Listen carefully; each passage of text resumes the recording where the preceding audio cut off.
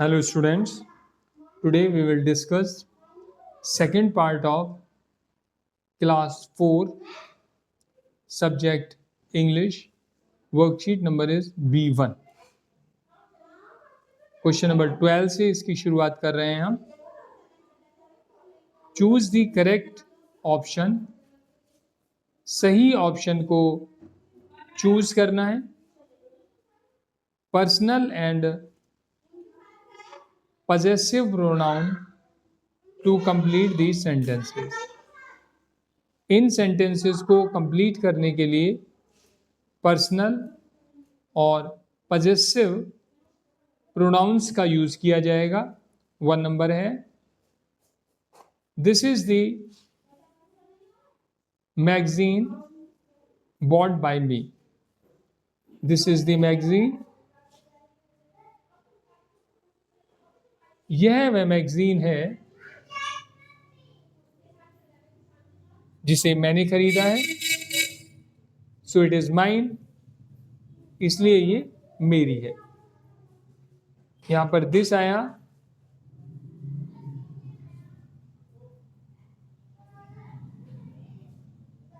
Those नहीं आया. Those का मतलब है दिस के साथ इज के साथ दिस आता है, इसलिए यहां पर दिस आया. दोज के साथ आर आता है. आर अगर होता तो दोज आता. ये प्लूरल के लिए इस्तेमाल होता है. और सो इट इज माइन. तो दिस के साथ माइन का इस्तेमाल होगा. नेक्स्ट पार्ट है, दीज आर द 2 बिल्डिंग्स. तो यहां पर आया है दीज.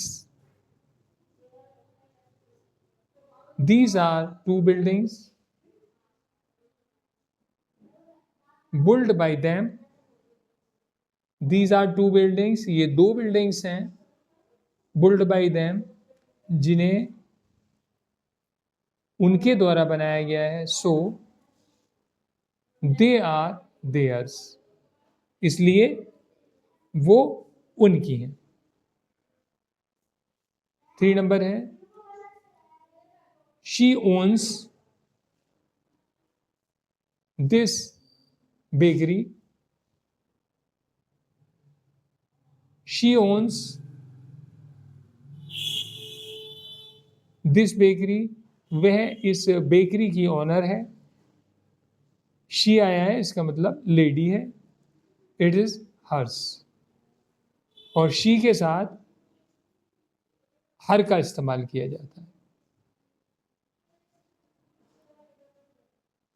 4 नंबर है, डिड ही कॉल यू. क्या उसने तुम्हें कॉल किया था? No, he did not call me. नहीं, उसने मुझे कॉल नहीं किया. तो यहां आया, मेरे के लिए मी इस्तेमाल हो गया और यहां पर ही आ गया. 5 नंबर देखेंगे,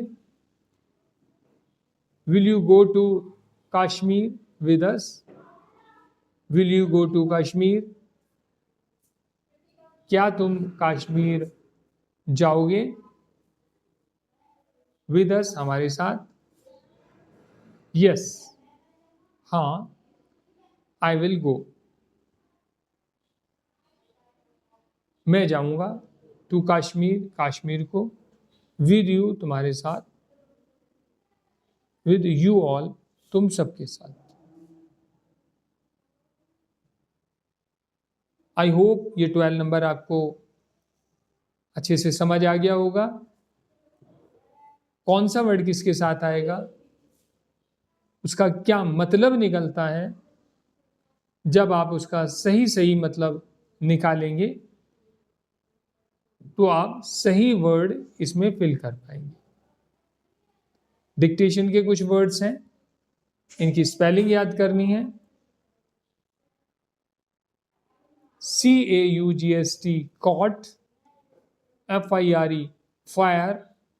DEEP, deep, HELLEN, Helen,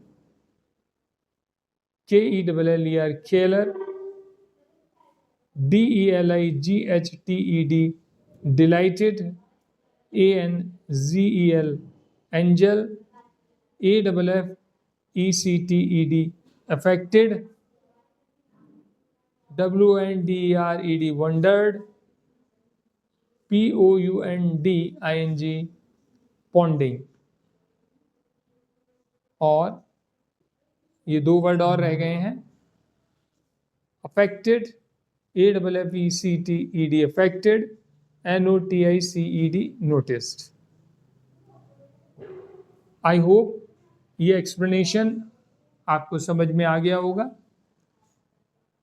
यदि एक्सप्लेनेशन को सुनने के बाद आप वर्कशीट याद करेंगे तो इसको याद रखना, याद करना आपके लिए बहुत आसान हो जाएगा। याद करने के बाद सारी वर्कशीट को अपनी प्रैक्टिस नोटबुक में लिखें, उसके आंसर खुद से लिखें, और यदि कोई आंसर आपका गलत हो गया है तो उसे दोबारा से याद करें, दोबारा से प्रैक्टिस नोटबुक में क्वेश्चन को लिखें और आंसर को बिना देखे लिखें। इस प्रकार से प्रैक्टिस करने पर आपको पूरी वर्कशीट रिटिन में अच्छे से तैयार हो जाएगी, और जब भी आपका टेस्ट आएगा तो टेस्ट में आपके पूरे मार्क्स आएंगे। अगली वीडियो तक के लिए थैंक यू वेरी मच।